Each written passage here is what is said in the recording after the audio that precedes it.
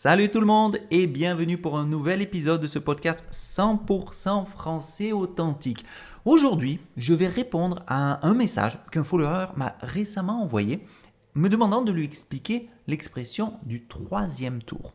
Alors j'imagine que ce follower regarde les actualités à la télé ou lit les journaux français parce que c'est vrai que le troisième tour, c'est un terme, disons une expression qui en ce moment est très à la mode. Et vous allez voir aujourd'hui, pour répondre à ce follower et pour réaliser ce podcast pour vous, je ne vais pas lire un texte, je ne vais pas lire mes propres mots. En réalité, j'ai décidé de vous lire un article de magazine Elle et je vais vous expliquer tout ça en détail. C'est parti!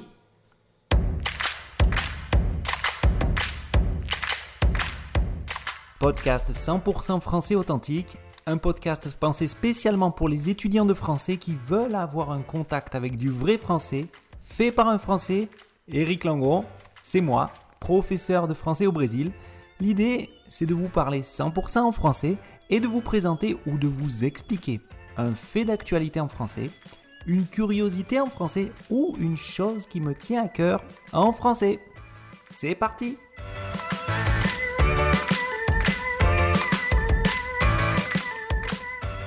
Bon, avant tout, avant de répondre à cette question, qu'est-ce que c'est que le troisième tour? Une chose importante, c'est contextualiser. Il faut savoir que dimanche 24 avril 2002, Emmanuel Macron a gagné les élections présidentielles.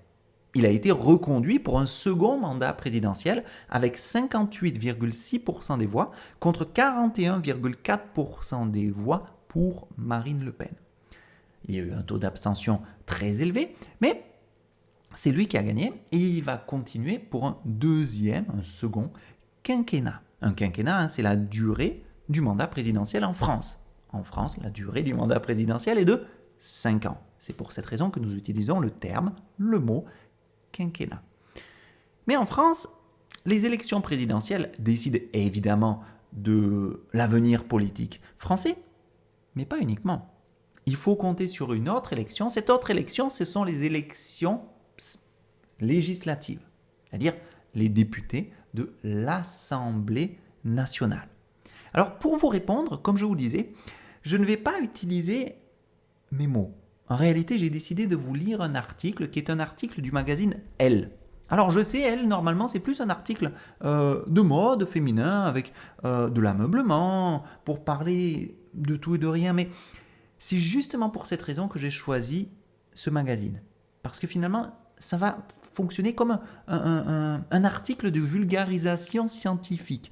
On va expliquer d'une autre manière, sans utiliser des journalistes politiciens ou sans utiliser des mots compliqués, ce que c'est que ce troisième tour, comment fonctionnent les élections législatives, etc., etc. Je commence donc la lecture de cet article. Je répète, attention, l'article n'est pas de moi. Vous allez trouver la transcription, le lien en tout cas, de cet article dans la description de cette vidéo, évidemment. Et bien sûr, dans la transcription sur le portail de Français, où vous avez la transcription intégrale de ce podcast. Allez, je commence.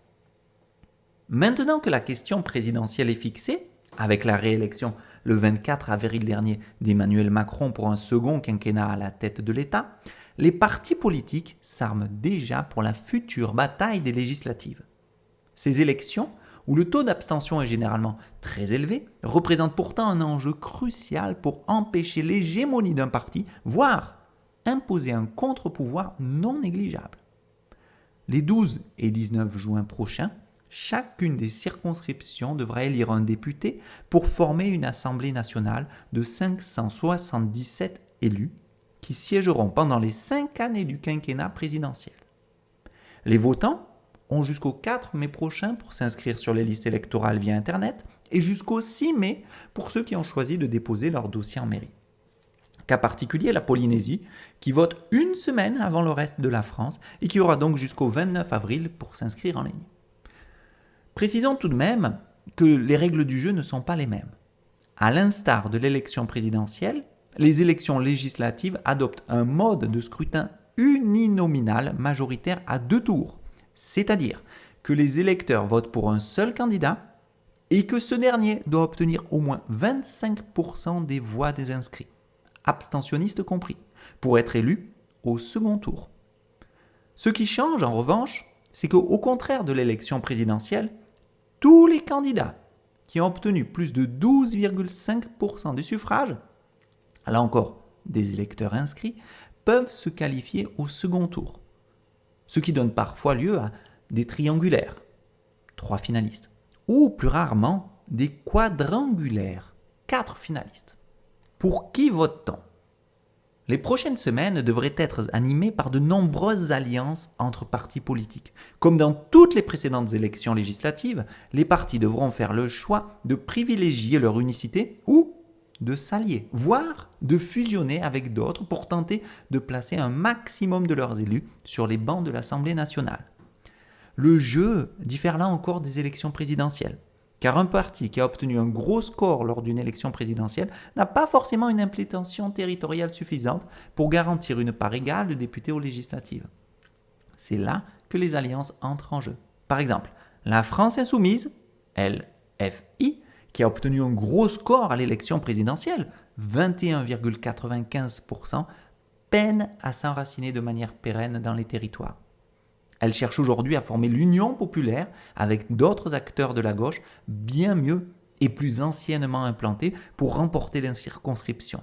Au contraire, un autre parti tel que les Républicains, LR, a obtenu aux précédentes législatives 100 députés, mais a enregistré un faible score à la présidentielle de 2022, 4,78%. Quels sont les enjeux ? L'enjeu des législatives est de taille pour les partis politiques. Si le parti du chef d'État, la République En Marche en l'occurrence, remporte haut la main les législatives et place une écrasante majorité de députés à l'Assemblée nationale, cela facilite alors l'adoption des lois que propose le président, projet de loi, ou les élus de son parti, proposition de loi, ou permet de bloquer celles des autres formations. C'est en cela que les élections législatives sont essentielles pour les partis d'opposition. Elles permettent de réduire le pouvoir du groupe majoritaire. Plus fort encore, si l'opposition devient elle-même majoritaire à l'Assemblée nationale, elle crée une situation exceptionnelle de cohabitation, terme sur toutes les lèvres aujourd'hui. Qu'est-ce que c'est qu'une cohabitation ? La cohabitation, donc, est une situation aussi rare qu'elle bouscule l'ordre naturel d'un quinquennat. Elle intervient lorsqu'un groupe qui n'a pas remporté l'élection présidentielle obtient une majorité de sièges à l'Assemblée nationale. Outre le poids politique que cette situation lui confère, elle impose notamment au chef de l'État de nommer un membre du dit parti au poste de Premier ministre et nommeront d'un commun accord les autres membres du gouvernement. Il ne reste alors au président de la République que peu de prérogatives, d'ordre militaire et international seulement, même si cela n'est pas à négliger évidemment. Pour tenter de recouvrer une majorité à l'Assemblée nationale, le chef d'État peut alors engager une fois par an, s'il le souhaite, une dissolution de l'Assemblée nationale. Cette opération à double tranchant amorce de nouvelles élections législatives qui peuvent tout aussi bien déboucher sur une victoire du parti présidentiel que sur une défaite plus écrasante avec nombre de députés encore amoindris. L'histoire de la Ve République n'a été traversée que par 3 situations de cohabitation. La première, entre 1986 et 1988, le chef d'État François Mitterrand, PS, a été contraint de nommer Jacques Chirac, RPR-UDF, Premier ministre. La seconde, entre 1993 et 1995. Là encore, avec François Mitterrand, président, et Édouard Balladur, RPR-UDF, en chef de gouvernement. Et la troisième, en 1997, sous la présidence de Jacques Chirac, ce dernier désignant Lionel Jospin, PS, pour Premier ministre.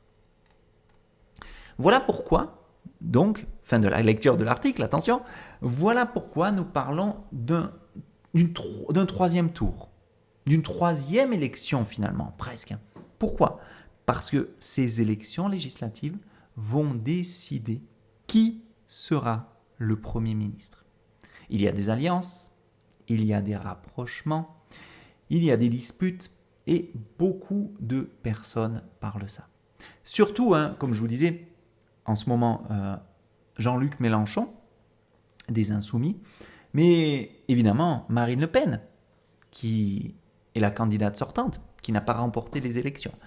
Donc voilà de quoi on parle, parce que prochainement, en juin, nous aurons ces élections législatives qui vont continuer de décider finalement l'avenir politique français. Bien, j'espère que vous aurez apprécié cette lecture et que ça vous aura éclairé, que ça facilite un peu la compréhension, comment ça fonctionne, etc., etc. Bien, maintenant n'hésitez pas à lire pour en savoir plus et avancer, sur votre compréhension, sur votre curiosité et votre compréhension de la culture française. La culture française, c'est pas juste la gastronomie, la musique, les arts, etc. C'est aussi le système politique. Et oui, ne l'oubliez pas, parce qu'en France, ces élections sont sur les lèvres de tous les Français. On en parle entre amis, on en parle au travail, on en parle dans la rue, à la boulangerie, de partout. Donc à vous de vous y intéresser. À très bientôt. Salut!